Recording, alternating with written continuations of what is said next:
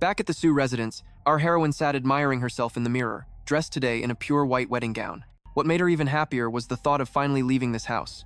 Su-kan's mood sank as she thought about the difficult days she had spent living here. She was supposed to be the eldest daughter of the Su family, Su-kan, but to her, for a long time now, this place had ceased to be a shelter from the storm for her. Memories from her childhood suddenly flooded back into her mind. When she was little, her mother unfortunately passed away early, and not even a full month later, her stepmother brazenly moved in with a stepsister of the same age, and even the father she once respected changed so quickly. Su-kan, from now on, she will be your new mother, and you must treat your little sister well. Hearing that news, her heart went numb. Dad, but Mom passed away less than a month ago. From that day on, her life suddenly took a turn for the worse. Her stepmother and this sister always secretly oppressed and bullied her.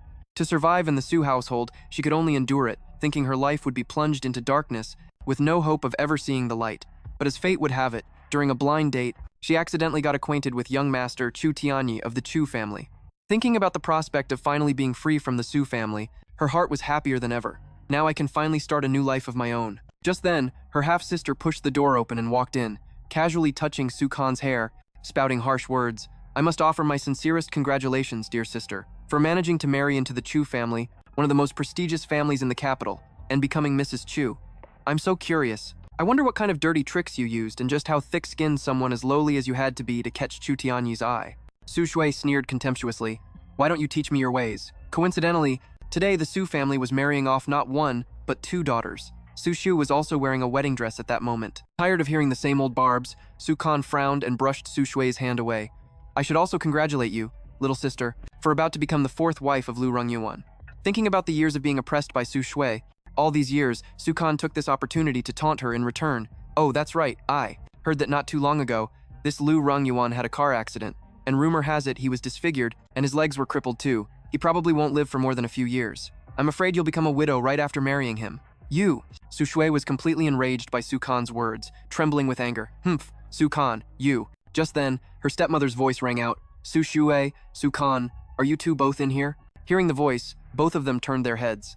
Chin Suchin was holding a box, smiling in a friendly manner as she hurried them. The cars from the Chu and Lu families will be here soon. You two should get going. She walked up to Su-kan, opened the box she was holding, revealing a sparkling necklace inside.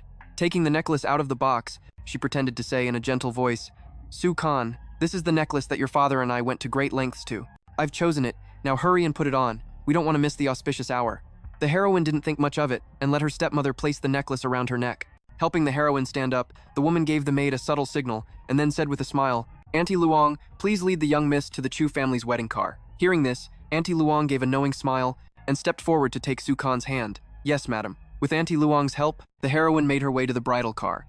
The scheming green tea mother and daughter watched everything from upstairs. Su Shui asked nervously, Mom, will there be any problems? What if Su-kan finds out on the way? Chin Su-kam smiled confidently and reassured her, Don't you worry. I already tampered with her food, and besides, both of those two cars are from the Lu family. She'll have no choice but to obediently marry into the Lu family in your place. Then Su Shui smiled smugly and sinisterly, Mom, I want Su-kan to suffer a fate worse than death, to let her taste the consequences of daring to fight with me over a man. Chin Su-kam's smile was full of schemes. Whether Su-kan would even survive the night was still uncertain. She leaned in to whisper to Su Shui, Have you forgotten what happened to the Lu family's previous wives, and how they died? I heard they were all abused to death. Hearing this, Su Shui's face went pale, thinking to herself, Thank goodness we swapped the brides, or I would have been doomed. After the car had traveled for a bit, Su-kan started to feel that something wasn't right with her body. Despite the air conditioning in the car, she felt unbearably hot. So hot, her body suddenly felt terribly uncomfortable. At that moment, she recalled the scene at the Su estate, how her stepmother today had kept putting food on her plate. She had been suspicious at the time. Su-kan, this is your favorite dish? Let me give you my share. Her father had seen it and praised her. Chin Su-kam, you are so very thoughtful. By now, she realized this was definitely her stepmother's doing. This is bad. There was something wrong with the food from Chin Su-kam. I can't believe that after all my careful planning, I still fell for her trick. Looking at the unfamiliar road the driver was on, the heroine was suddenly alarmed. Huh? Hey, this isn't the way to the Chu estate. She looked at the driver warily and shouted, This is not the road to the Chu estate. Who are you? Where are you taking me? Although the driver didn't understand why she was asking, he still replied politely, Miss Su-kan, I was sent by the Lu family to escort the bride. This is the way to the Lu estate. Hearing the words Lu family, the heroine felt as if she had been struck by lightning. Her eyes glazed over in shock. What? The Lu family? She explained frantically. Stop the car. I'm supposed to be marrying into the Chu family. You have the wrong person. Hearing this, the driver looked conflicted and suspicious. How could I be mistaken? Taking a closer look at the necklace the heroine was wearing, the driver stated with conviction, Miss Su Khan, the necklace you have on is the very one that our old master Lu personally selected. The heroine was speechless after hearing that and immediately ripped the necklace off. Looking at the chain in her hand, she couldn't stop the indignant tears from falling. Chin Sukam, I can't believe you'd pull a bride swap. You're truly vicious. She bit her lip hard, thinking resentfully, I will not marry into the Lu family. Sukan's hands trembled as she reached for the door handle. In that moment, she fully understood her stepmother's plot. Chin Suchin doesn't just want to throw me into a pit of fire, she wants me to be humiliated. She's trying to completely destroy me. The driver's voice announced they were arriving soon, and his words only made her more frantic. After a desperate struggle, the female lead finally got a grip on the door handle. The driver, seeing her in the rearview mirror, yelled, Sukan, what do you think you're doing? With a click, the female lead swung the door open, her eyes filled with determination. I absolutely will not let Chin Suchin and her child get away with this.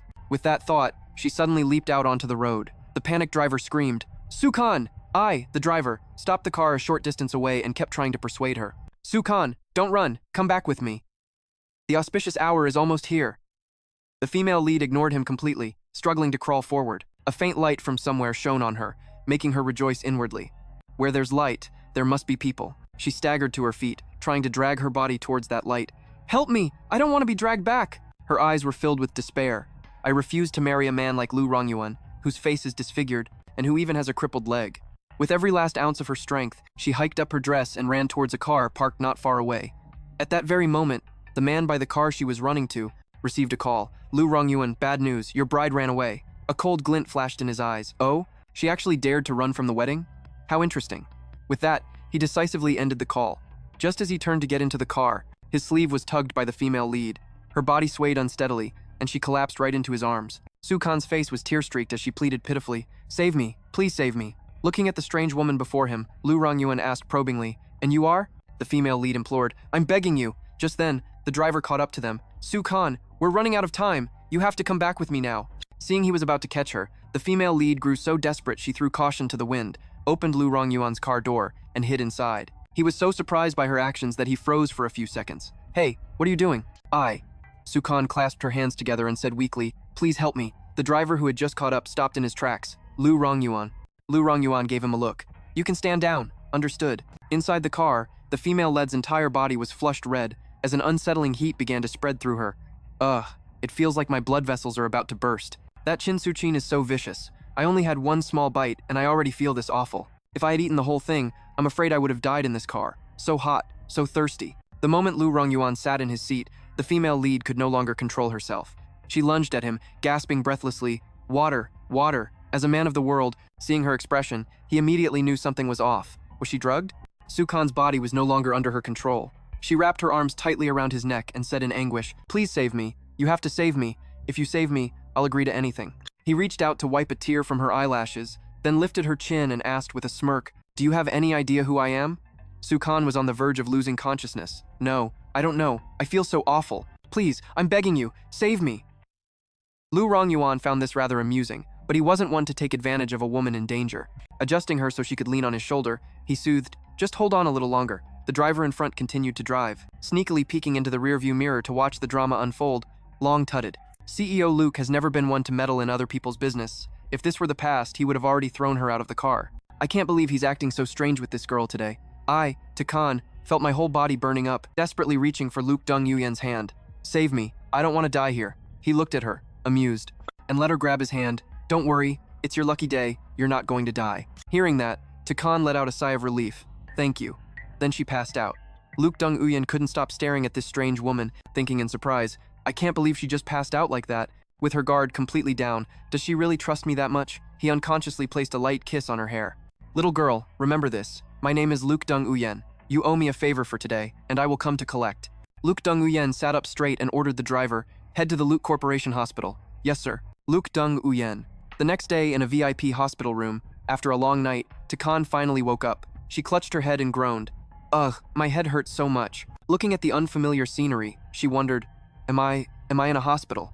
She looked down beside the bed, and her eyes widened in shock when she saw the man from yesterday was still here. She couldn't believe he had stayed to watch over her all night. Khanh couldn't help her weakness for handsome men, and just kept staring at him. I have to say, this guy is ridiculously handsome. Thinking about what happened in the car yesterday, she suddenly blushed. And besides, in my state last night, I can't believe he just brought me to the hospital instead of taking advantage of me. The thought made Khan's face turn red, and she covered it to banish the idea from her mind. Geez, what am I thinking? Was I actually hoping something would happen? I'm insane. While he's still asleep, I should just sneak out of here. She quietly slipped out of bed. Just then, Luke Dong-Yuyen suddenly spoke, shattering her plan. His voice was teasingly accusatory. Such an ungrateful woman. He stretched and continued. I save your life and you try to sneak away? Khan panicked, freezing on the spot. Luke Dong-Yuyen turned his head, a smirk playing on his lips. You incurred a debt to me last night. Are you trying to skip out on it? Khan felt a pang of guilt and frantically waved her hands. I wasn't, she thought guiltily. No matter how you look at it, I was the one who dragged him into this last night, so leaving without a word would be a really crappy thing to do. She sincerely walked over, bowed her head, and said, Thank you for last night. Luke Dong-Yuyen decided to mess with her, replying, You know, that was my first time. Do you think a simple thank you settles the debt? His suggestive words made Khan jump, and she instinctively covered herself. What? This guy? What first time? His words made it sound like something already happened between us. Luke Dong-Yuyen repeated with a serious face. This is the first time I've... He paused there, suddenly grabbing her hand and pulling her close. Seeing her impossibly tense face, his smile grew wider, and continued, ever meddled in someone else's business. Khan didn't dare meet his eyes, saying dejectedly, Short of repaying you with my body, I'll do anything, whether it's murder or arson. She was completely serious. Luke Dong-Yuyen. He could sense it, so he couldn't bring himself to tease her anymore. He stood up and backed away to give her some space. So tell me, what exactly happened last night? Khan frowned angrily as she explained, My stepmother drugged me to force me to marry the fiancé, who used to be my sister's, but I don't like him, so how could I possibly marry him? Looking at him, she thought to herself, This man doesn't just look handsome, but capable too. He's also a gentleman, not one to take advantage of someone in trouble, and he's probably not even into me. And yet he'll probably want me to repay him with my body. Thinking about the forced marriage, she said firmly, I would rather die than marry him. Last night was an emergency, but I'm truly grateful to you. Hearing this, Lu Rongyuan felt like he was about to cough up blood. He thought to himself, Am I really that scary, with all this talk of rather dying than marrying me? He walked over and playfully tugged a strand of her hair. Last night was supposed to be my wedding day, but you completely ruined it. Now I'm afraid I won't be able to bring my bride home. You have to compensate me with a new bride. The female lead suddenly felt guilty, clasping her hands to apologize sincerely. Huh? I'm sorry, I honestly had no idea you were also getting married last night. But as for the matter of compensating you with a bride, I'm truly sorry. I can't. Before she could finish, he was already playing the part of a poor, pitiful guy. I'm just a poor boy, and it wasn't easy for me to finally get a wife. Now that she's gone, my parents will be absolutely heartbroken. You're so beautiful. You would definitely never be interested in a poor guy like me. Khan looked completely flustered. That's not it. That's not what I meant. Realizing this whole mess was her fault, Khan had no choice but to say, No, I will repay you. Looking down at her, Lu Rongyuan smirked triumphantly at his perfect performance. He turned back, putting on a pitiful expression as he asked, Really? Khan nodded to confirm, Of course. He took her hand, smiling as he suggested, Then come home with me to meet my parents. Khan awkwardly pulled her hand away. I can't right now. I have something I need to do. She hurriedly gathered her things, desperate to get away. I'll leave you my phone number. We can get in touch later, okay?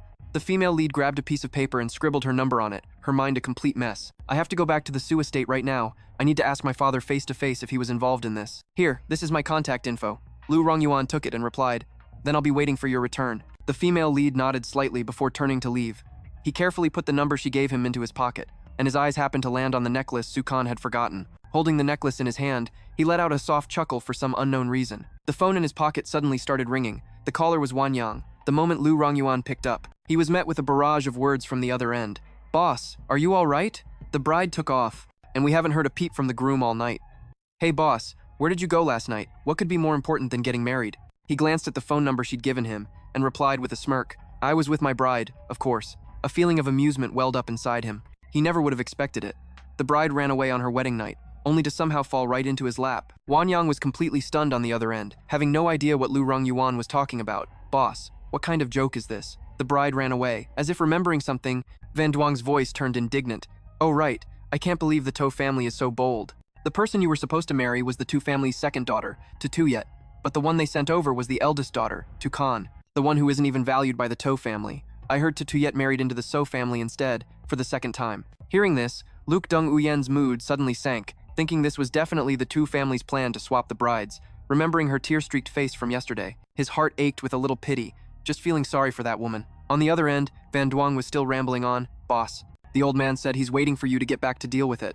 Luke Dong-Yuyen replied coldly, "Send someone to the Tu family to call off the marriage." As he said this, he suddenly paused when he thought of Khanh, so he corrected himself, saying, "There's no need to give them a hard time." Van Duong was quite surprised to hear that, and unable to swallow his anger, he exclaimed, "Boss, the Tu family is walking all over you right now. Even your intended wife was married off to that bastard from the So family. And you're just gonna take that insult?" Van Duong's outrage was met with silence from Luke Dong-Uyen. The young man stared at his phone, stunned. Huh, this isn't like him at all. Did something happen last night? Seeing his friend making such a big deal, Luke Dong-Uyen frowned, growing impatient. "Stop talking, just hurry and send someone to call off the marriage." Van Duong reminded him seriously, "Boss, you've only ever had wives pass away. You've never set a precedent for calling off a marriage or divorcing. And you've already lost 3 wives. If you dump this one, the others in the Luke family will find a weakness, and all our plans will go up in smoke." After hearing that, Luke Dong-Uyen was lost in thought. Khan's pitiful expression and her absolute trust in him from yesterday flashed before his eyes. Thinking of her, he couldn't suppress a soft chuckle. Then he made a decision. This one doesn't have to die. Van Duong assumed he already had arrangements made. His eyes suddenly brightened as he asked, "Boss, do you have a new plan?" Luke Dong-Uyen didn't explain and simply gave an order. "Prepare a cheap car for me." Van Duong on the other end went completely silent, and only after a moment did he ask, "Boss, what do you want to do?" To Khanh, a fun idea sparked in Luke Dong-Uyen's mind. He was only heard giving a short reply, "Woo, my wife." At the same time, Khanh returned to the To family estate. As soon as she got close, she saw her father and stepmother bowing their heads and apologizing profusely to the Luke family. "Please rest assured, the Tu family will certainly give the Luke family a reasonable explanation, and please also pass a word to Luke Dong-Uyen for us." The Luke family's assistant turned to leave, saying in a cold tone, "Luke Dong-Uyen said he won't press the matter, so you two are on your own, Mr. and Mrs." Tu could only offer a strained laugh to get through it. As the car was about to drive away, Tu Dukan was still in disbelief. He thought in confusion, "It's so strange. The bride ran away in the middle of the wedding night, and yet, the Luke family only sent someone to gently call off the marriage, without giving the To family any trouble at all." At that moment, Khanh called out, "Father!" The moment Tu Dukan heard her voice, he shot her an irritated look and lunged at her in a rage, looking like he wanted to beat Khanh. "You still have the nerve to show your face here? Khanh, just look at the wonderful mess you've made. If the Luke family hadn't gone easy on us this time, the To family would be waiting to go bankrupt." Just as his hand was about to touch her face, she forcefully stopped it. The female lead looked at her father and asked with a glimmer of hope, "Father, you knew about what happened last night, didn't you?" Hearing her accusatory tone, Tatuk uncomfortably yanked his hand back and scolded her. "What is with that tone of yours? Remember, I'm your biological father, not some criminal for you to interrogate." Khanh, my voice trembling slightly. She clutched her chest in pain as she repeatedly questioned her father. "Do you even remember that you're my real father? Why would you push me into a pit of fire and even let Tan Dekam marry me off to the 6th family?" Hearing her name, the stepmother crossed her arms and smirked with satisfaction. The 6th family only said they would take a daughter from the Tu family. They didn't specify which one. Besides, in the capital, all it takes is for the 6th family to stomp their foot to shake the entire city. "We chose such a good marriage for you. You should be grateful to your parents." Hearing the stepmother's twisted logic, the female lead gritted her teeth in anger. If the 6th family is so great, why not let Tutuyet marry into it? Her biased father yelled, "That's enough. Tutuyet is in poor health. How could she possibly endure it if she married into the 6th family? What's wrong with you, her older sister, marrying in her place?" The female lead was deeply hurt by her father's cold words. Her face suddenly went blank. It wasn't as if she didn't know her father was biased all these years, but she never imagined it would be to this extent. Ugh, she angrily clenched her fists, her arms trembling as she held back her emotions. Tears streamed down to Khan's face as she spoke through her sobs. "Father, it's been so many years since my mother passed away. I'm afraid you've long forgotten that you still have me as a daughter. You don't know how I've lived in the Tu household or how I even managed to finish my studies. You have no idea how Tan Tukam has treated me." Afraid of being exposed, the stepmother put on a wronged expression and started sobbing. Seeing his wife cry, the father's heart immediately softened, and his disdain for the female lead grew. "She is your mother. You keep calling her Tan Tukam. Where are your manners?" Khan lowered her head as tears fell endlessly. She choked out a reply. My mother passed away a long time ago." Unhappy memories gradually surfaced in the female lead's mind. After Tan Tukam and her daughter moved into the To household, she never had a single decent meal, often going hungry, and always had to eat leftovers. Even after graduating high school, she had to work part-time jobs to pay for all of her own living expenses and tuition. She was supposed to be the eldest young lady of the Tu family, yet she lived such a miserable life, while Tutuyet wore designer clothes, basking in the glory. Of a high society lady and frequenting luxurious places, she wore cheap clothes, squeezing onto crowded subways and buses to get to work. Perhaps no one in the entire capital even knew the Tu family had an eldest daughter named Khan. The more she thought about it, the more her heart sank, pitying her own fate. She had thought her life was about to turn a new page, that she could marry the man she loved and finally escape the To family, but she never expected to be schemed against by Tanto Cam and her daughter. Bitter tears streamed down her face. Her heart felt as if it had shattered.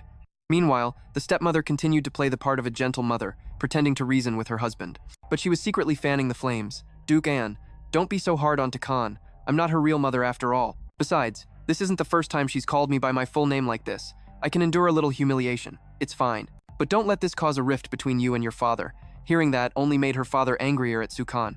He pointed a finger at her and yelled, "See? Even Auntie Tan is still speaking up for you even now. The Su family has already called off the engagement, so you don't have to marry into that family anymore. Let's just consider this matter settled. Now go change your clothes, and don't bring shame to this family. I have work at the office, so I'm leaving." With that, her father turned and left, completely ignoring her feelings. There were so many things she wanted to say, but she held her tongue. Her hands secretly clenched into fists as she thought bitterly. For over 10 years, he hasn't cared about his daughter at all. What's the point of saying anything now? Once they were alone, the stepmother immediately revealed her true face. She sneered, "You damn brat, I can't believe you had the nerve to run off and not come back all night. Who knows what kind of dump you were at."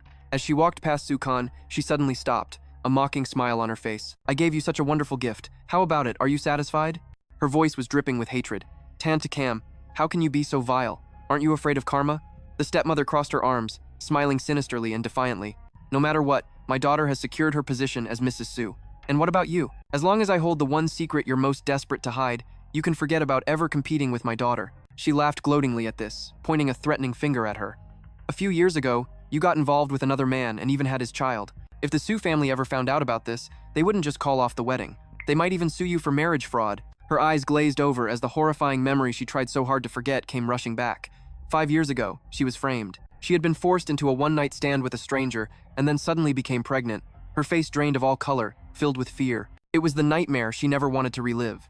But tragically, the child passed away shortly after being born. Hearing the woman mention it again today, a sudden realization dawned on her. That year, it was you and your daughter who plotted against me, wasn't it? The stepmother didn't even try to deny it.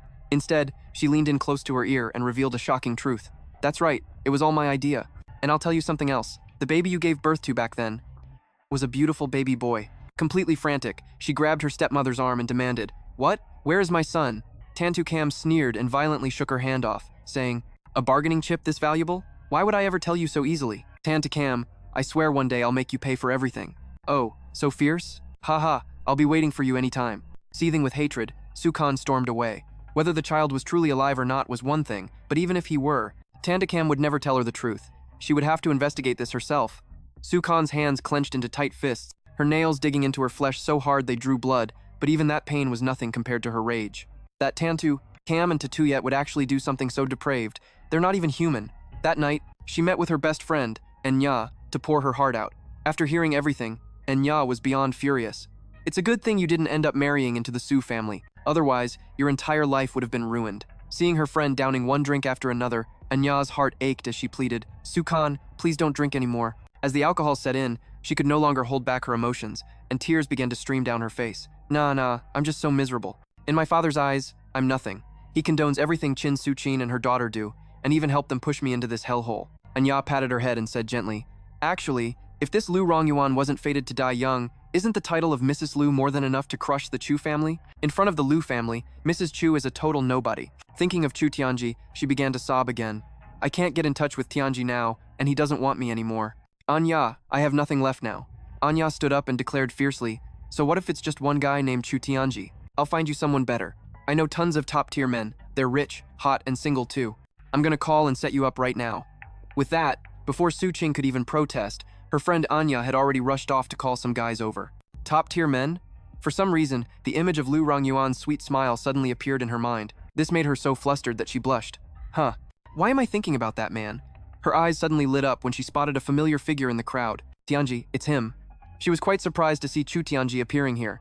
Am I seeing things? But didn't the Chu family's people say he already left the city? How could he be here? Drunk. She staggered to her feet, constantly calling his name. Tianji. I have to explain to him what happened that night." She rushed over and grabbed Chu Tianji's hand tightly. Chu Tianji was also surprised to see her. "Su Qing?"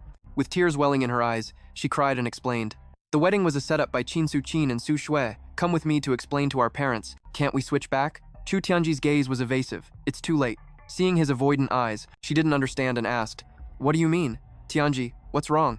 Chu Tianji's next words struck her like a bolt of lightning. "Su Qing, last night, I didn't realize it wasn't you until after we had already slept together, and by then it was too late. She couldn't hide her disappointment. What did you say? Chu Tianji grabbed her shoulders and made a promise. But Su Shui promised to help me become the heir. Don't worry, as soon as I take over the Chu family, I will definitely divorce Su Shui and make you my wife. Su Qing's heart ached with bitterness. For the position of heir. Is that your reason for abandoning me? Chu Tianji tried to justify himself. Su Qing, how is this abandoning you? I'm doing this for our future. I want to give you the very best. You have to know I've always loved you. But you can't help me. Only Su Shui can. Give me 1 year. No, just half a year, and I will definitely marry you. Chu Tianji's words were like a bucket of cold water, completely dousing the trust she had in him. She smirked through her tears. This is the man I've loved for an entire year.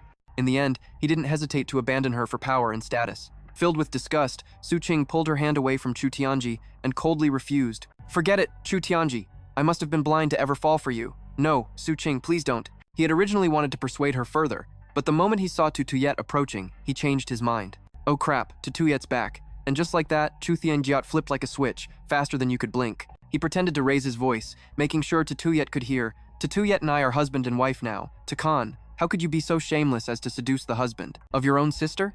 The female lead was completely stunned, unable to process what was happening, when a sickeningly sweet laugh suddenly echoed beside her. It was Tutuyet, Tianjiat. So this is where you were?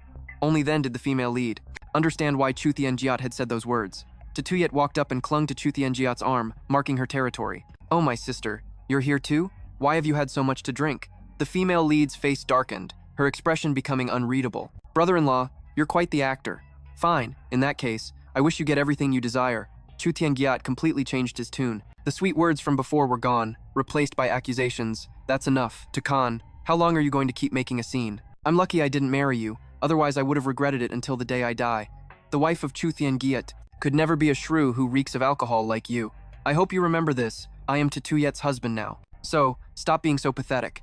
The female lead's heart went numb. What could be more painful than being betrayed by the man you love? Tutuyet laughed smugly and taunted her, trying to fight me for a man. Khanh, are you even worthy? You only deserve to marry some ugly, crippled man who's doomed to die young. But it's a real shame. I never thought Master Lu would let you off the hook so easily. Having reached her breaking point, the female lead was no longer holding back. With all of her remaining pride, she decided to teach her scheming little sister a lesson. She shouted sternly, Tutuyet, what gives you the right to be so arrogant in front of me? I'm the real young lady of the Chu family, while you're nothing more than the illegitimate daughter of a homewrecker who forced her way in. Your mother was the other woman, and you're the other woman too. The female lead's voice was extremely loud, immediately drawing everyone's attention. Tutuyet's face went pale, and the people around them started to whisper amongst themselves. But the female lead wasn't finished, she continued. Oh, that's right, it seems Chu Tianjiat is also an illegitimate child, an illegitimate daughter and an illegitimate son. What a perfect combination. You two really are a match made in heaven. Humiliated, Tutuyet flew into a rage. She retorted, Khanh, say one more word and see what happens. The one Dad loved most was my mother. It was your mother who stole him away. You and your mother are both bitches, but you're even more shameless, trying to fight me for a man. Tutuyet aggressively raised her hand to strike the female lead, but her hand was caught midair by the female lead. I've endured this for years, and today, I'm done. Khanh took all the frustration she had suffered over the years and landed a sharp slap across Tutuyet's face.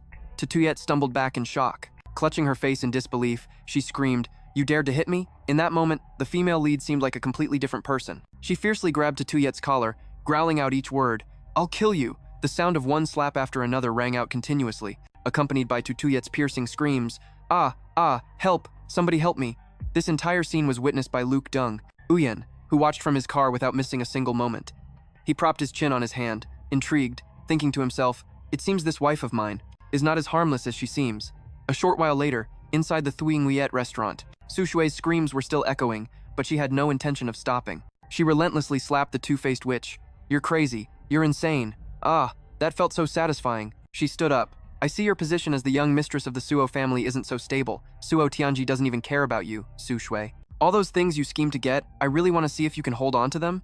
Humiliated by her, Su Shui furiously screamed, Su Qing, I'm not done with you. The female lead turned her head slightly and sneered. Then I'll be waiting. The grudge of over 10 years with Su Shui also included this man-stealing incident. This beating actually made me feel a little better. She walked out the door with a dejected heart, sighing softly, but I knew very well. What hurt me the most wasn't the scheming of Qin Suqin and Su Shui, but the despicable and ugly true colors that Suo Tianji finally revealed to me. It's so late, I guess the subway and buses have all stopped running. I'll just splurge for once today. Thinking this, she raised her hand to hail a nearby car. Taxi! Su Qing didn't even look. She just naturally opened the door and got in. Driver, to the Waminting residential area. Thanks. The drunkenness and heartbreak hit her all at once, making her mumble curses non-stop. They're all just a bunch of trash. At this moment, Lu Rongyuan couldn't hear her clearly. He asked again, "What did you say?" "I was saying," as the driver made a sharp turn. Her entire body fell onto Lu Rongyuan. He spoke up to warn her, "Be careful." Only then did Su Qing open her eyes to look up. Seeing the handsome man before her, she lumped them all together and cursed. "None of you men are any good." As she was speaking, she stopped, threw her arms around his neck, pulling him down, and said suggestively, I want." Just as Lu Rongyuan thought she was going to kiss him, the female lead suddenly puked right there. Bleh. It was the first time Lu Rongyuan had ever encountered such a scene, and his face contorted. After she was done, she leaned back against the seat and mumbled the rest of her sentence. I wanted to puke." As soon as she finished, she started snoring, leaving a dumbfounded Lu Rongyuan with the spoils of her vomit. It wasn't until the next morning that Su Qing groggily woke up. She sat up, holding her head and groaning. "Ouch, my head hurts so much." Looking at the unfamiliar surroundings, she wondered, "Where am I?" But when she looked to her side, her eyes widened in shock as if they were about to pop out when she saw Lu Rongyuan lying next to her, and what's more, he was shirtless. She frantically checked her own clothes. "Oh my god, what did I do last night?" Just then, he thoughtfully handed her a bottle of water. "Drink some water to soothe your throat." Seeing her confused look, he explained, "You cried a lot last night. Your throat must be sore." Su Qing was embarrassed, thinking, "Did I really cry in front of him last night?" Hiding her emotions, she took the bottle of water and asked, "Why were you at the Shuiyu restaurant?" "I thought I was getting into a taxi. I can't believe fate led me to get into your car by mistake." Lu Rongwan stroked his chin and replied with a smile, "That's called destiny. I just happened to be passing by and saw you hailing a car in front of the restaurant." "Oh, right. About last night." Su Qing thought he was talking about that, and because of the misunderstanding, she shyly cut him off loudly. "Don't say another word. I drank too much last night, so I'll take responsibility for you." Lu Rongwan suddenly laughed with delight, thinking to himself, "Being drunk is the perfect excuse." It seems she misunderstood because she saw me shirtless. If only she knew. "She threw up on the shirt I was wearing last night, so I just tossed it. I took out my phone to call the number you gave me and chew you out, but when I called the number you left before, it said it was out of service. I know you look down on a poor guy like me. If you don't want to see me, then I can leave right now. I'll absolutely never bother you again." Khanh frantically waved her hands. "No, that's not it. How could you say that?" She held out her hand to him and smiled. "Let's start over. I'm Khanh. And what's your name?" As she said it, she sighed to herself. "It really is strange when you think about it. I've known this man for less than 2 days, yet I don't even know his name, and we're already so intimate." He rested his chin on one hand, and with the other, he reached out and took her hand. "I'm Luke Dung Uyen, just a poor delivery guy trying to make a living, 30 years old this year. I'm in good health, and my kidney function is normal." The more he talked, the redder her face got, and she faked a cough. Suddenly she paused and thought to herself, "Wait a minute, Luke Dung Uyen? That name sounds familiar. I almost married the eldest son of the Luke family before, and I think his name was also Luke Dung Uyen." She began to compare the two of them in her mind, but I heard that eldest son was disabled. Even his face was disfigured, and he didn't have long to live. He's completely different from the healthy, handsome man standing in front of me. With that thought, she made an assumption. It seems it's just a coincidence. Luke Dung Uyen looked at her, shrugged, and said meaningfully, "I don't have any siblings. I was supposed to get married, but because I helped you, my fiancé's family called it off, so now I'm single." Thinking about all the lies that bastard. So told her heart turned cold as she fell into thought. If my past ended with So Tianjiat's betrayal, then I might as well let everything go and start a new life from this moment on. She clutched the water bottle in her hand, making a silent resolution, then looked at him and asked decisively, "Will you be my boyfriend?" Luke Dung Uyen was rather surprised by her offer. He chuckled softly. "I'm not willing to be your boyfriend." Khanh blushed from embarrassment. "I'm sorry, that was too forward of me. Please don't mind it. Just pretend I never." Before she could finish, Luke Dung Uyen moved closer and casually dropped a bombshell. "I want to be your husband." Khanh suddenly became tense. She subconsciously stepped back. "Isn't this too fast? I wanted to take things one step at a time. If fate brought us together like this, maybe we could try getting to know each other, but isn't this a little too rushed right now?" Seeing her tense reaction, Luke Dung Uyen didn't want to pressure her, so he took a step back. "Then I'll be your boyfriend first. We've only known each other for a short time. We really do need more time to get to know one another." Khanh breathed a sigh of relief, but still asked guiltily, "What about your fiancé calling off the wedding? Will your parents give you a hard time over it? Is there anything I can do to help you?" Luke Dung Uyen was surprised at first, but a moment later his face broke into a smile, even though she was dragged into this mess herself. Unwillingly, at that, but she's always thinking of others. Someone like her is so gentle and kind. "I knew I wasn't mistaken about her." His voice suddenly became gentler, and he took this opportunity to change how he addressed her. "They were really upset, so they went on a trip yesterday to clear their heads. I can't get in touch with them at the moment. When they get back, I'll take you to meet them." "Yeah." Just as the romantic atmosphere was peaking, a loud stomach growl from her cut through the silence. Takan's face flushed red, and she wished she could just disappear. Luke Dong-Uyen suppressed a chuckle, took her arm, and said, "Let's go. I'll take you to get something to eat first." Being this close for the first time made her heart pound, and her cheeks turned pink. Okay, I didn't realize his hand would be so warm. I must be crazy. I've only met him 2 times, and I've already agreed to be his girlfriend. Luke Dong-Uyen couldn't take his eyes off her as she blushed and bit her lip. She's so adorable. Yes, please order whatever you'd like. Takan looked at the menu and replied, "A set meal should be plenty. 2 main dishes and 1 soup is good." Seeing her order so modestly, he suggested, "Why don't we get a few more things?" Takan smiled and refused, handing the menu back to the server. "That's not necessary. There are only 2 of us, so we won't be able to finish if we order too much. You work so hard as a delivery driver, and making money isn't easy, so we shouldn't waste it." His affection for her grew even more. He looked at her with satisfaction. "Is my girlfriend already saving money for me? All right, whatever you say. I really need to treasure a great girl like her." With that thought, he reached into his jacket, pulled out a debit card, and slid it toward her. "This is all of my savings. It's not a lot, just tens of thousands. The PIN is the last 6 digits of the card number." A surprised Takan asked, "What are you doing?" Luke Dong-Uyen said with complete sincerity, "From now on, I'll give you my paycheck every month to manage. I make around 10,000 a month. It may not be much right now, but I'll work hard to earn a lot more so I can give you a better life." Takan was moved by his earnestness. "We've known each other for less than 2 days, and he's already handing over all his assets to me?" She pushed the card back, refusing. "You should keep it. I have my own job, so I don't need your money." Luke Dong-Uyen smiled and insisted she keep it. "You're my girlfriend now, so it's only natural for you to handle my money. I've heard people say that a man's heart is wherever his money is. Isn't this that sense of security that people always talk about?" Takan was completely conquered, her jaw dropping in astonishment. She thought, "So is he trying to give me a sense of security?" Her heart was in turmoil. She gripped the bank card tightly. The moment she held it, she truly felt a deep sense of reassurance. The man in front of me might not be wealthy or from a prestigious family, but he's so sincere. I've never dreamed of marrying into a wealthy family or living a high society life. Isn't what I've always wanted just a simple and warm life like this? Having come to a realization, she didn't refuse anymore. "Okay then, I'll hold on to it for you for now. Just let me know whenever you need it." Luke Dong-Uyen smiled winningly. "Okay, just give me a small allowance each month, and that's all I need." The food arrived quickly. He considerately served her some food. "You're hungry, so eat up." This scene happened to be spotted by Van Duong, who was walking by. The young man couldn't believe his eyes when he saw Luke Dong-Uyen through the window, smiling until his eyes crinkled as he talked to a strange girl. "Oh my god, am I seeing things? The head of the 6th family is eating at a roadside stall with a woman?" Van Duong glanced over at Takan to size her up. Who on earth is the woman across from the boss? Holy cow. Could it be that the boss has finally found love? Across from him, Takan noticed he hadn't touched his chopsticks and asked, "Is the food not to your liking? He keeps putting food on my plate and pouring me drinks, but he has barely eaten a bite himself." He rested his chin on his hand, looking at her and hinting, "I was too full from last night." Takan gave an awkward laugh. "I'm sorry. I think I drank too much last night, so I must have been rude." Luke Dong-Uyen smiled, feigning curiosity. "You really don't remember anything about last night?" The female lead blushed and nodded slightly. "I really drank until I couldn't remember anything." Their conversation was suddenly interrupted when Van Duong appeared. The young man waved and called out with a grin, "Boss, fancy seeing you out with a woman. How could I possibly pass up stumbling upon such an interesting scene?" Takan glanced towards the person who had just appeared. "A friend of yours?" Luke Dong-Uyen didn't even bother to look at him, replying coolly, "We're not that close." Van Duong gave a strained laugh, pointing to himself, Right, not that close, just a casual friend. Yep, that's it, just a casual friend. You can just call me Vern Zung." "I." Takan beamed, waving back in greeting. "Hello, I'm Takan." Her smile left Van Duong completely stunned. "I've been around the block. I've seen every kind of beautiful woman there is, but the moment I saw her, I was truly captivated." "Oh my god."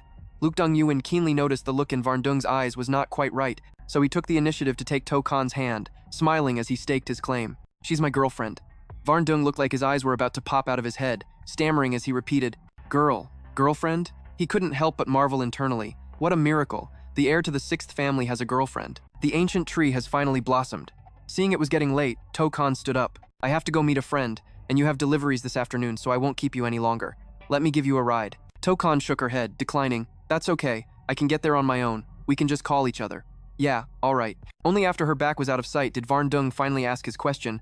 "Hey boss, didn't you just send someone to the To family to call off the engagement? And now you're asking her out for a private meal? What kind of game are you playing?"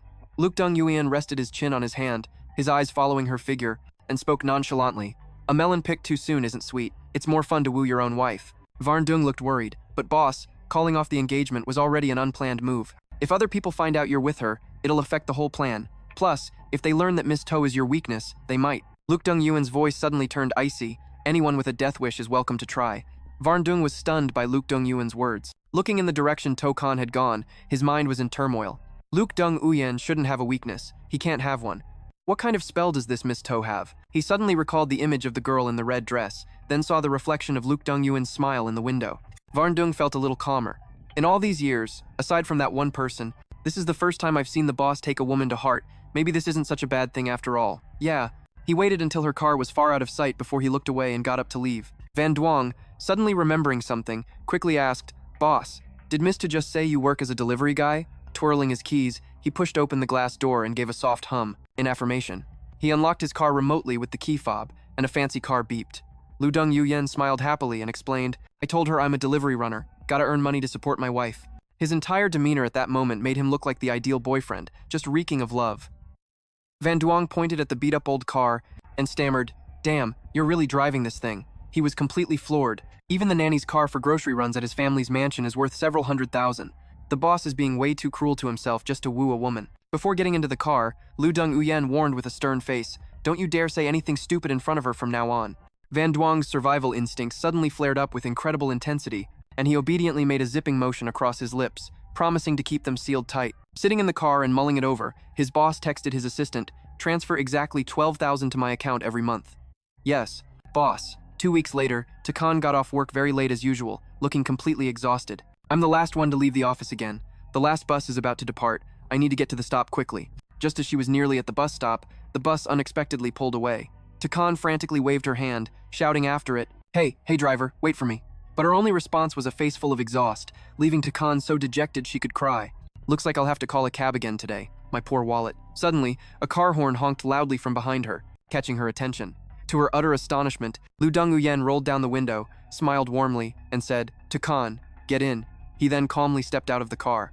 To Khan's face flushed, and her heart skipped a beat as she looked at him, thinking to herself, "I think it's been 2 weeks since we've seen each other. He didn't actively try to meet up, so I didn't push it. We've been so busy that we've barely talked on WeChat. I almost forgot I even had a boyfriend." Feeling her intense stare on him, he chuckled and asked, "What's the matter? It's only been 2 weeks since we last met. Don't tell me you don't recognize your boyfriend anymore? Looks like I'll have to make a lasting impression on you tonight." His teasing only made her more flustered. Why are you here?" He looked at her, his voice filled with emotion. "I got off work early today and wanted to spend time with you. I've been a little busy lately, so I've neglected you a bit. You're not mad at me, are you?" Takan smiled and shook her head. "Not at all. I've been really busy recently, too." He thoughtfully opened the car door for her. "You haven't eaten dinner yet, have you? Let's go grab a bite together." Takan couldn't find it in her heart to say no. After she got in the car, he suddenly proposed, "I'll start driving you to and from work. It's not safe for a girl to be alone this late at night." Takan waved her hands to refuse. "No, you really don't have to go to all that trouble." He suddenly leaned closer to her, thoughtfully fastening her seatbelt. Being this close, Takan was too flustered to move a muscle. He gently lifted her chin and said indulgently, "You're my girlfriend, so driving you around is part of my boyfriend duties." Takan shyly replied, "Uh-huh." Luke Dong-yuan took her to the young master's private villa for dinner. She was completely blown away by how lavish the place was. She and a Nuoc Tan had been here once before. But this wasn't the kind of place you could get into just with money. You needed social status too. On top of that, the restaurant only served 50 guests a day. Thinking about this, she felt a little worried. She glanced at him timidly and said with concern, "Are we eating here? But this place is so expensive, and it's a members-only restaurant, so the requirements are really strict," she thought to herself. For example, even the Su family wasn't qualified to get in here. Contrary to her worries, he replied nonchalantly without a second thought, "Yeah, the food at this restaurant is pretty good." Takan, worried about Luke Dong-yuan's wallet, waved her hands and suggested, "Maybe we should just go home. We don't need to spend so much. Besides, I'm not that hungry anyway." She sighed inwardly. "He must be trying to show off to get me in here. He probably doesn't know a single meal here could cost tens of thousands, or even hundreds of thousands." No, he intertwined his fingers with hers, holding her hand tightly, and smiled confidently, "We're already here. Takan, you don't need to save money for me. Besides, it's perfectly normal for a boyfriend to take his girlfriend out to eat." Although Tukan was moved, she still felt a bit hesitant. "But this place is too expensive, not to mention we probably can't even get in." Just then, Tutuyet's sarcastic voice rang out, making her look over. "Well, if it isn't my dear older sister," Tutuyet said, clinging to So Tianjiat's arm with a mocking smile. "What a coincidence, huh? Are you here to eat too? As it happens, Tianjiat and I are eating here as well. Why don't we all go in together?" Tutuyet's sickeningly fake voice disgusted Takan, who turned away. Talk about an unlucky coincidence. Even from this far away, she could still smell the stench of a white lotus. Tutuyet was a bit stunned when she saw Luke Dong-yuan. Her voice was filled with jealousy. Looking at Luke Dong-yuan, Tuyet was suddenly overcome with envy for Khanh. This guy is so handsome.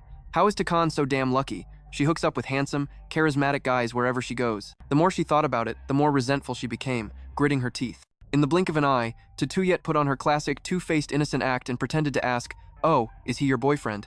Although she couldn't stand her White Lotus's little sister, Khanh still forced a smile and replied, "That's right, he's my boyfriend." Tuyet feigned surprise and continued to ask, "Oh, since when have you been dating? How come I never heard about it?" Khan's expression darkened, and she said unhappily, "I don't need to report to you when I'm dating someone." So Giat suddenly shouted, "Khanh, stop making a scene." He narcissistically thought to himself, "She must have found out my schedule, then just grabbed some random guy to make me jealous." Faced with the suspicions of that scummy pair, Khanh didn't say a word, and instead proactively pulled Luke Dong-Uyen down by his collar. Then she naturally gave him a passionate kiss. Her sudden action not only surprised Luke Dong-Uyen, but it also left that scummy pair completely speechless. He was taken aback at first, but a second later he played along, returning her kiss with equal passion. Tuyet and Giat were so furious, their faces turned beet red. It took a while before they finally pulled apart. Khan's face was flushed and vibrant with a touch of shyness. It was an incredibly moving sight. Holding his hand tightly, she put on a blissful smile in front of that scummy couple, and said, "We're really in love." Although Lu Dong-Uyen saw through everything, he didn't show any displeasure. In fact, he felt like he'd hit the lottery. Even though I know she's just using me, when I hear her acknowledge our relationship, I still can't contain my happiness. So Giat simply couldn't accept this reality. He furiously lunged at her and demanded, "How could you have stooped so low? Where on earth? Did you find a pretty boy like him just to piss me off?" So Giat's grip was so tight it quickly made Khan's arm turn red. She suppressed the pain and yelled, "Let go!" Lu Dong-Uyen immediately stepped in and grabbed Giat's arm. Looking at the man, he warned coldly, "Please have some respect for my girlfriend." Just then, Tuyet noticed the car Lu Dong-Uyen was driving, and she sneered mockingly, "Sister, just look at the car he drives. It's just a beat-up old car worth maybe a little over 10,000. I bet he's the type of guy who leeches off women. Don't let yourself get scammed out of your love and your money." Tuyet's condescending tone really annoyed Khan, who stepped forward to defend him boldly. "So what? As long as I'm with him, I'd be happy even if we were just riding a bicycle." So Giat still couldn't accept that Khan had a new boyfriend, and he ordered arrogantly, "Khan, my patience is wearing thin. Break up with this guy right now. Even if you want to make me jealous, you should at least find someone who's a little more presentable. Did you really pick some dirt poor guy like this for your act? You really think I'm going to believe you?" Khan gave a cold laugh and replied, "Believe what you want. I like him, and I don't care if he has money or not. As long as I'm with him, I wouldn't regret it even if we had to live on bread and water." She glared at the scummy couple and issued a warning. "I suggest you watch your mouth. Don't let me hear you insult my boyfriend again, or the consequences will be exactly what your girlfriend has already experienced." Tuyet remembered the time Khan hit her, making her furious. Khan then proactively linked arms with Lu Dong-Uyen. "Honey, let's go in and eat." Her fiercely protective stance made him unable to hide a smile. "The more I see her protecting me like this, the more adorable I find her. As for those two who just popped up out of nowhere, they aren't worth my time." He patted her head affectionately and said in a low voice, "The table is already booked. Of course we have to eat before we go. Why should we let two flies ruin our appetite?" Being called a fly, Tuyet was so enraged that she pointed her finger and screamed, "Hey, who are you calling a fly? A broke pretty boy like you pretending you could book a table here? Huh? Who's going to believe that? Look at your clothes. I bet you can't even get in the door. And you're acting like some big shot." She didn't stop there, adding a few more taunts directed at the female lead, Khan. "Sister, look at this piece of trash you found. Don't you two even know where you are? This is the Imperial Villa in the capital. It's not a place where riffraff like you can just set foot." A cold aura began to radiate from Lu Dong-Uyen. He said scornfully, "Yeah, it's true. The owner's villa isn't a place that lets just any stray in." Shev was so intimidated by his presence that she didn't dare say another word. "Why does this man's gaze send such a chill down your spine?" Chu Tianju asked uncomfortably, "What are you trying to say?" Lu Rongyuan declared domineeringly, "What I mean is that from this moment on, you and the woman beside you will be blacklisted by this restaurant and will never be allowed to set foot in here again." Hearing this, Su Shui burst out laughing. "Ha ha, you talk a big game. Blacklist us? Who the hell do you think you are?" "That's hilarious. Khan, where did you dig up this weirdo? What a total joke." Khan thought nervously. "He's definitely taking this a little too far, but he's my boyfriend now, so even if he's going overboard, I have to have his back." With that resolve, Khan stepped forward to back him up, retorting to her two-faced sister, "This is a big city. You never know what kind of powerful people are hiding in plain sight. You should learn some humility, otherwise getting proven wrong this badly is going to be really ugly." Su Shui scoffed with her usual arrogance. She crossed her arms and said, "You're putting on a pretty good act. If you weren't forcing yourself to act tough, your knees would have given out by now. I can't wait to see who ends up with egg on their face today." Just then, the sound of hurried footsteps grew closer, making them both turn to look. Seeing this, Su Shui gloated, "Look, even the manager couldn't take it anymore and is coming to deal with you." From behind, Wang Yang, the manager of the owner's villa, rushed over with a group of security guards in tow. Su Shui seized the chance to gloat even more. If you apologize right now, Tianju and I will be generous and let this go, and we'll even take you and your broke-ass boyfriend inside. If not, then just wait to get kicked out. Su Kan was breaking out in a cold sweat but refused to back down. In your dreams, Manager Wang, does the owner's villa just let any riffraff in these days? She spoke condescendingly. If that's the case, we won't be coming back in the future. But to Su Shui's surprise, Manager Wang walked right past her as if she wasn't there and stopped in front of Lu Rongyuan. He bowed respectfully. Good evening, Master Six. Master Wan has been waiting inside for you for quite some time. Su Shui looked as if she had just swallowed a fly. She thought in disbelief, Wang Yang is the manager of the owner's villa. How could he possibly know that broke loser? Even Su Kan was completely stunned. The manager had completely ignored Su Shui and Chu Tianjue and came out to personally greet Lu Rongyuan. Her heart sank as she frowned in thought. Even though I've known him for a while now, it feels like I don't really know him at all. Moreover, I vaguely recall the first time we met. Su Kan suddenly recalled that first time she ran into him while trying to escape. Back then, the way he dressed and the car he drove were completely different from now. Seeing the way Manager Wang was trying to curry favor with him, she became even more sure of her suspicions. Is he hiding something from me? She wondered, looking at him. Is what he said really the truth? She hesitantly tugged on his sleeve, leaning close to his ear. She whispered her doubts. Lu Rongyuan, what's really going on? Who are you really? Sensing her suspicion, he took her hand and said sincerely, Su Qing, trust me, just leave this place to me. I'll explain everything about tonight to you later, okay? Her mind was in a complete mess right now, and she didn't know what to say. Should I completely trust him? From the time we've spent together, I've realized he's not a bad person. At least he wouldn't hurt me. After a moment of internal struggle, she finally chose to trust him unconditionally.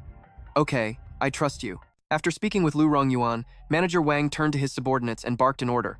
The young master's villa has been completely booked for tonight. Start clearing the area now, and get everyone who doesn't belong out of here. The security guards immediately approached Su Shui and Chu Tianyi, asking them to leave. Su Shui and Chu Tianyi looked like they'd just swallowed a fly, their expressions turning ugly. Are you mistaken? I'm the young mistress of the Chu family. Open your dog eyes and take a good look. You dare to kick me out? Chu Tianyi, also throwing his weight around, added, Listen up, I'm only saying this once. I am Chu Tianyi, the son of Chu Suanan, the chairman of the Chu Corporation. We will be dining here tonight. Lu Rongyuan's patience had reached its limit by now. He frowned and said, Too noisy. Seeing that he was displeased, Manager Wang became even more anxious, repeatedly shouting at his subordinates, What are you waiting for? Get them out of here for me. As soon as he finished speaking, Su Shui and Chu Tianyi struggled, but to no avail. They were each restrained on both sides by security and dragged away. Chu Tianyi refused to accept it. Looking towards Su Qing and Lu Rongyuan, he said, Don't touch me. Let me go! If we can't get in, then why can those two paupers? Su Xiu, who was in pain, also screamed, Ah, it hurts! Tianyi, honey! Did you see that? They dare to treat me like this. I'm going to call the police. Chu Tianyi, embarrassed and enraged, took his anger out on Su Shui. Haven't you embarrassed us enough? If you don't leave now, then don't ever set foot in the Chu family's home again. After pushing the two of them out, the security guard slammed the door shut without a shred of courtesy. He coldly declared, I don't want to see those two here ever again. Manager Wang smiled obsequiously. Yes, Master Six, I'll remember that. Master Six, Miss, the food is ready. Please come inside. His cold expression vanishing, he looked at her affectionately. Let's go. You must be hungry after watching that little show. Su Qing said cautiously. What's going on? The manager just said this place was completely booked. But he didn't want to reveal his identity yet, so he came up with a random excuse, whispering an explanation to her. I've been here a few times with Wan Yang, so I'm pretty familiar with Manager Wang. Only then did Su Qing's suspicions begin to subside. So did Mr. Wan book the whole place today? Receiving a nod from him in response, Su Qing seemed to understand everything. She felt guilty and blamed herself. So that's how it is. No wonder Lu Rongyuan was so confident just now, and here I was doubting his identity. I really shouldn't have. To reassure her, Lu Rongyuan smiled and added, He's so rich, it's only natural for him to book this whole place to treat us to a meal. Su Kan now completely believed him, and replied apologetically, All right then.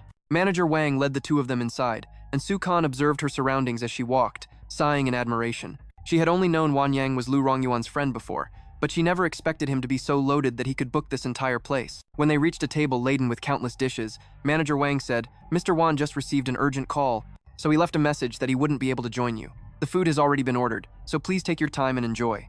If you need anything, just let me know. He thoughtfully pulled out her chair, and as Su Kan sat down, she said apologetically, We just used your friend's reputation to humiliate Chu Tianyi and Su Shui, and now we're even eating a meal on his tab. I was planning to thank him properly when I saw him, but I didn't expect him to have already left. Lu Rongyuan sat down across from her. He smiled meaningfully and said, It's fine. His mission is already complete. She asked innocently, What mission? Realizing he had let it slip, he quickly corrected himself. Ah, it's nothing. I just meant his company probably had something urgent he needed to handle. He thought gleefully to himself. Wanyang's only mission today was to help me book this whole place, and lucky for me, he knew better than to stick around and be a third wheel. But while they were eating, Khan curiously asked Rongyuan, "How do you know someone as rich as Wanyang anyway?" He lied with a perfectly straight face. "I saved his life once, so you could say I'm his lifesaver." Khan didn't doubt him for a second. No wonder he listens to every word you say. So he's just repaying a debt of gratitude. At that moment, Wanyang was at home, sneezing nonstop for some reason. Seeing her just talking, Rongyuan passed her a bowl of soup and urged, "You should drink this while it's still hot." She looked at him, wondering if his words were true. After all, Rongyuan was just an ordinary person. If it weren't for a life debt, the young master of the Wan Corporation would have no reason to respect Rongyuan so much. She watched the graceful way he peeled the shrimp, looking like he was truly enjoying it, and coupled with his gentle demeanor, her heart was still a mess. But even if he was just an ordinary person, it must be hard to accept being scolded and insulted for no reason. But just a moment ago, she suddenly recalled Su Shui's disdainful words for him. "Look at that man driving that old junker worth a little over 100,000. He's probably a gold digger. Sis, don't let him scam you out of everything." As she ate her soup, Khan stole glances at him, her heart filled with worry. The things that Su Shui and Chu Tianyi had said were truly awful. Did he take them to heart? Afraid those words had upset him, she said glumly. "Don't take what they said earlier to heart." He smiled, placing the shrimp he had just peeled into her bowl. "Don't worry, it was just a couple of dogs barking." Khan wanted to tell him everything then, but actually those two are, but he cut her off before she could finish. "Khan, it's over and not worth mentioning. Your boyfriend here isn't that easily provoked." His words seemed to dispel the worries in her heart. Ching smiled brightly and replied, "Yeah, you're right. Everything that has happened in the past shouldn't be held on to anymore. I have to look forward. Let's just eat. We can't let delicious food like this go to waste." And so, she and he happily ate and chatted together amidst ringing laughter. After eating, he drove her home. Noticing her hand resting on the console, he naturally intertwined his fingers with hers. His action made her blush as she reminded him, "Please drive seriously," but he absolutely refused to let go of her hand. "Don't worry, it won't affect anything." Glancing at her bashful expression reflected in the window, he smiled and praised, "My Suching is undeniably adorable when she's shy." That comment made her already red face turn even redder. "Who's your girl?" Suddenly his phone rang, and seeing the caller, he furrowed his brow slightly but still answered, "Didn't speak." It was unclear what the person on the other end said, but Rongyuan's expression darkened. He replied coldly, "Got it." Noticing his grim expression, Suching asked worriedly, "What happened?" Ever since she had known him, she had never seen him look so grim. She was afraid something major had happened. He composed himself, looked at her and said, "Suching, I have something urgent to take care of." She was very understanding, waving her hand and replying, "It's okay. If you have something to do, go ahead. You can just drop me off on the side of the road." Looking at her through the car window, he suddenly felt guilty. "Suching, I'll pick you up for work tomorrow, okay?" "Okay." Then he hastily drove away. Suching watched the car drive away, worrying for him, and at that same moment, she also received a phone call. As soon as she answered, she heard crying, "Suching, Suching, come save me quick." Hearing the crying, she panicked. Ruo, where are you right now? I'll be right there." After getting the address, she didn't dare hesitate and hailed a cab straight to the Chinga Club, then pushed the door and burst in. Inside the room, her friend was being forced to drink by a man, and she was struggling to push him away. "Don't." Suching walked over and pulled her friend away from that man. Ruo, why did you drink so much? Let me take you home." Her friend sighed in relief when she saw her. "Suching, you're here?" That man reached out a hand to stop them. "Where are you going, beautiful? Let me take you home." Suching pulled her friend close and coldly slapped the man's hand aside. "Get away! Hit in the face!" The guy nearly fell to the ground, and his subordinates immediately ran over. "Young master, are you all right? Get more men." Suching realized the situation was bad and said to her friend, "Come on, let's go quickly." Reaching a deserted street, Suching finally relaxed. Luckily, they didn't follow. Suddenly, she heard a piercing scream. "You dare betray the Dark Knight Corporation? You must have a death wish." Suching looked ahead and was terrified to see a group of mysterious masked people punishing someone. She muttered, "How can I be so unlucky? I've run into another fight." She cautiously tried to help her friend leave in another direction. It's better to just run. But at that exact moment, her troublemaker friend shouted loudly, "Drink! Let's keep drinking! Nobody is skipping a drink." The group of masked people immediately noticed the two of them. Then, one of them stood up and yelled, "Who's over there?" Khan felt her whole body go weak. "We're so screwed. This friend of mine is such a liability." The group of masked men all focused on Khan, as one of them pointed and reported to their boss, "Those two girls have overheard our conversation." Khan frantically explained, "We were just passing by. We didn't hear or see anything at all. I swear." The group of masked men immediately parted ways, making way for their leader to approach. The leader also wore a mask, but his was white with a pair of red horns. His mysterious presence sent a chill down anyone's spine.